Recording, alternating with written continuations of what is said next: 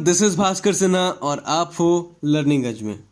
दोस्तों, अभी तक हमने ज्योग्राफी की सेकंड वीडियो देखी, जिसमें आपने देखा कि कैसे कैसे रिसोर्सेज को हम लोगों ने डिवाइड करा, टाइप्स ऑफ रिसोर्सेज क्या हैं, ओरिजिन क्या है, और बहुत सारी चीज़ें हमने देख ली।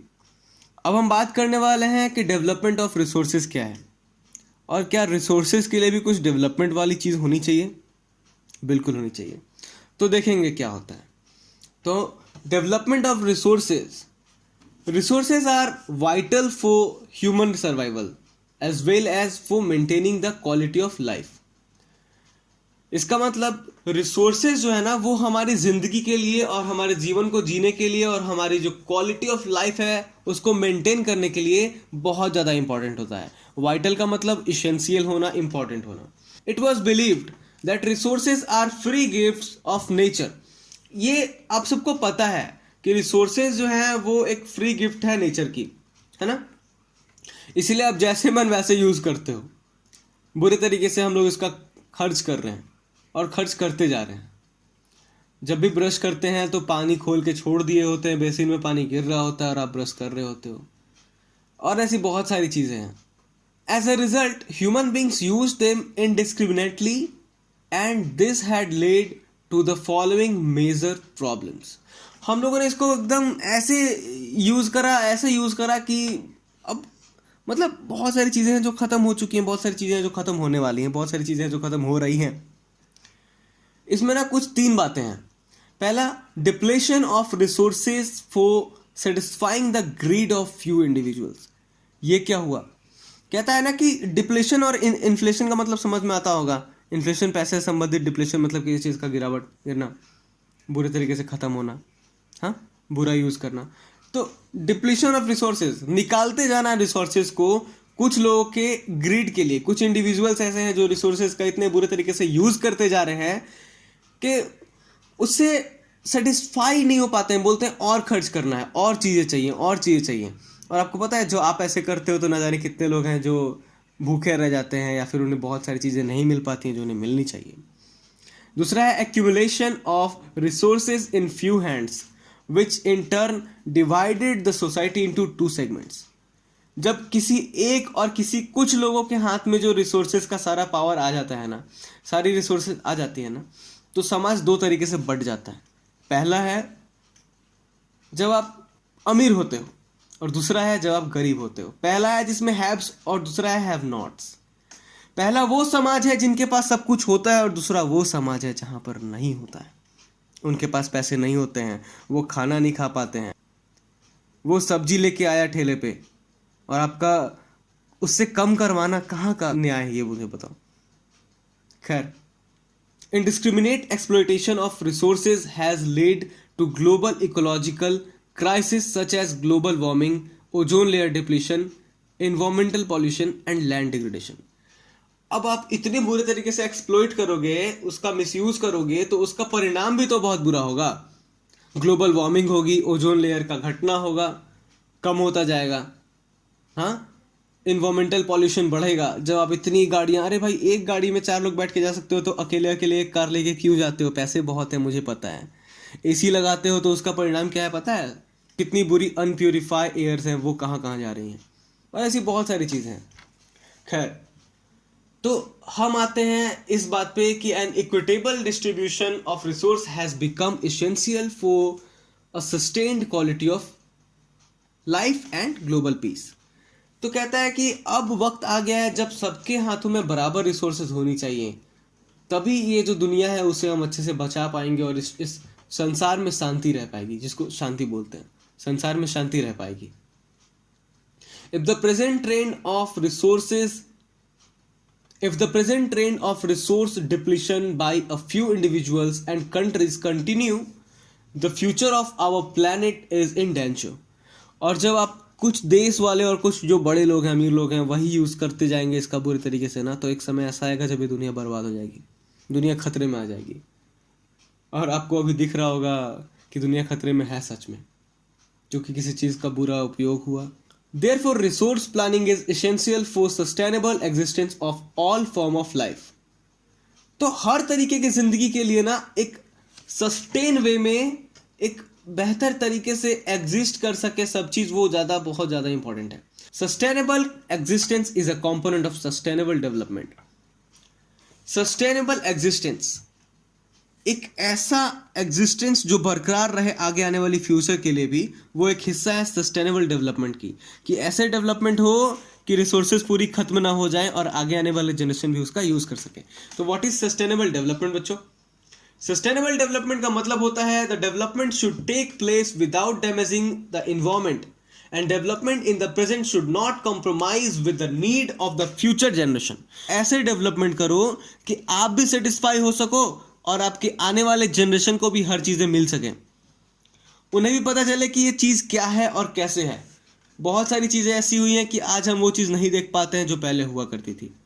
ये सब बुरे तरीके से इसके यूज़ के चलते हुआ। तो जब समाज इतना बर्बाद हो रहा था तो 1992 में एक फैसला लिया गया, रियो डे जेनेरियो अर्थ समिट हुआ। अर्थ समिट मतलब ये एक ऐसा समिट था, एक ऐसा मिलन था जहां पर देश के नहीं पूरे वर्ल्ड के बहुत सारे लोग जाके जुड़े, जाके मिले।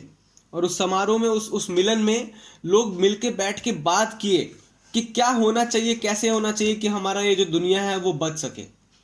तो in June 1992 more than 100 heads of states met in Rio de Janeiro in Brazil. Brazil में जो जगह है वहां पे हजारों लोग, मतलब यहाँ तो सैकड़ों लिखा है लेकिन बहुत सारे लोग गए थे अलग अलग देशों से और जाके मिले for the first international summit जो कि अर्थ के लिए था।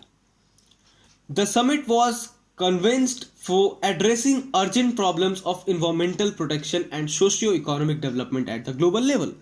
ये ऐसा समिट था, ये ऐसा मिलन था जहां पर लोगों ने बात करी कि जो इस समय समस्या है कि हमारा जो वर्ल्ड है, हमारा जो ये इन्वायरमेंट है, ये कितना बुरा होता जा रहा है, कितना पॉल्यूट होता जा रहा है, कितना मतलब इसका डिप्लीशन हो रहा है, बुरे तरीके से यूज हो रहा है, रिसोर्सेज निकाले जा रहे हैं लगातार, किसी चीज पे रोक नहीं लगाया जा रहा है, पहाड़ तोड़े जा रहे हैं, कोयला खर्च किया जा रहा है, पेट्रोल निकाले जा रहे हैं, हजारों चीजें ऐसी हो रही हैं। 100 साल के बाद तो क्या 10-20 साल के बाद आपको नहीं मिलेगा अगर आप किसी चीज़ का यूज़ कर सको। सपोज करो तुम्हारे पास 10 करोड़ रुपए हैं, अगर खर्च करने का आदत लग गया तो आप उसको ख़त्म कर सकते हो 2 दिन में, 3 दिन में। हो सकता है आप 2 बड़ी कार ले लो और बहुत सारी ऐसी चीज़ ले लो, ख़त्म हो जाएगा पैसा। लेकिन अगर आपके पास सिर्फ 10 लाख रुपए है ना, और अगर आप उसको अच्छे से यूज़ करो ना, तो आप ज़िंदगी भर उसका यूज़ कर सकते हो। अगर आप उसको अच्छे से इन्वेस्ट कर दो म्यूचुअल फंड्स में या स्टॉक एक्सचेंज में, और बहुत सारी चीज़ें ऐसी होती हैं। उसके अच्छे बुक्स लेके पढ़ो, आप पढ़ाई अच्छे से करो तो बहुत आगे जाओगे। ये सारी चीज़ें हैं। तो यही यहाँ पे समझाया गया अर्थ के अकॉर्डिंग कि क्या क्या ऐसा चीज़ हो जिसके चलते हमारा अर्थ बेस्ट रहे। The summit was convinced for addressing urgent problems, जैसा मैंने आपको बताया। The assembled leaders signed the declaration on global climatic change and biological diversity. जो इस संसार में जितनी डाइवर्सिटी, जितने भांति भांति प्रकार के जीव जंतु हैं, और ये जो क्लाइमेट है वो जो चेंज हो रहा है ग्लोबली, उसके ऊपर बातें हुई और साइन हुआ। The Rio convention endorsed the global forest principles and adopted agenda 21। पूरे देश को, पूरे वर्ल्ड को बचाने के लिए और पूरे जो जितने भी जंगल हैं और बहुत सारी चीज़ें उनको बचाने के लिए क्या करा गया? एजेंडा 21 लाया गया। Now what is agenda 21? तो for achieving sustainable development, sustainable development आप सब जानते हो है ना, कि आप भी यूज़ करो, आपका आने वाला जो फ्यूचर के जो लोग हैं, जो जनरेशन है, नेक्स्ट जनरेशन, वो भी यूज़ कर सके, है ना। तो इसके लिए एक एजेंडा बनाया गया। Now what agenda 21 is? Agenda 21 क्या है ना, 21st सेंचुरी कैसे बचेगा, क्या फॉर्मूला लगाया गया? तो ये एकदम सिंपल सी बात थी।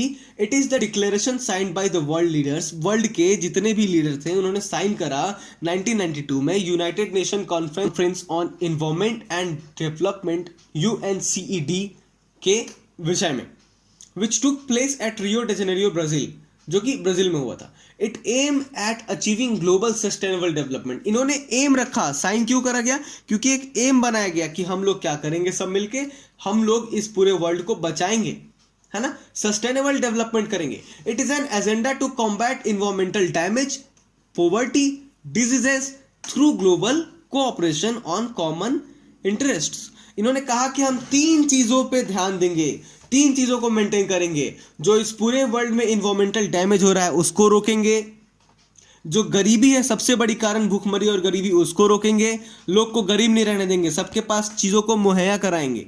और तीसरी, जो बीमारियां फैल रही थी, जो बहुत सारी चीजें जो फैल रही थी, उनको रोकने के लिए बात किया गया और कहा कि पूरा वर्ल्ड एक साथ मिलके इंटरेस्ट लेके ये काम करेगा। ठीक है, सब लोग मिलके इसमें काम करेंगे। इसीलिए कहा गया है कि ग्लोबल कोऑपरेशन, सब मिलके, पूरा वर्ल्ड मिलके काम करेगा। Mutual need and share responsibilities, और ये म्यूचुअल नीड से होगा, सबकी जो सहायता और सबको जो जरूरतें होंगी वो पहुंचाया जाएगा, और एक शेयर रिस्पॉन्सिबिलिटी होगी सबकी। अगर आज मैं बीमार हूं तो अमेरिका आके हेल्प करे, अगर कल अमेरिका कुछ होता है तो हम हेल्प करें, अगर किसी दूसरे देश को होता है तो ये देश हेल्प करे, और इस देश को कुछ होता है तो अगला देश हेल्प करे। ये सब मिलके इन्होंने डिसाइड करा। One major objective of Agenda 21 is that every local government should draw its own local Agenda 21। और एक सबसे बड़ी बात यह हुई कि हर जो गवर्नमेंट है, हर जो सरकार है देश की, वो अपना खुद का एजेंडा 21 में चीज़ों को ऐड करे। अब मेरे यहाँ पपीता होता है, दूसरे के यहाँ पपीता नहीं होता है, तो हम कैसे बोल सके कि तुम पपीता का सेवन कराओ, पपीता के पत्ता का बनाओ वहाँ पे दवा, नहीं है वहाँ पे। तो वहाँ पे वहाँ की जो जड़ी बूटी है उससे काम करेंगे, और ऐसे हर चीज़ के प्रोस्पेक्ट में अलग अलग चीज़ों में विचार किया गया। तो ये था एजेंडा 21, और ये था रियो डी जेनेरियो का एक बहुत बड़ा समिट। और डेवलपमेंट ऑफ रिसोर्सेज क्यों इंपॉर्टेंट है आप जान गए, है ना, और सस्टेनेबल डेवलपमेंट क्या है आप सब जान चुके हो। तो अब अगली वीडियो में हम और कुछ देखने वाले हैं कि रिसोर्स प्लानिंग कैसे करेंगे, है ना, प्लानिंग किस तरीके से होनी चाहिए कि पूरा देश और पूरे वर्ल्ड में इसका बचाव हो सके। Thank you so much. If you feel this video was useful for you, then do like, comment and subscribe to my channel, and do share it with your friends and family. Thank you so much.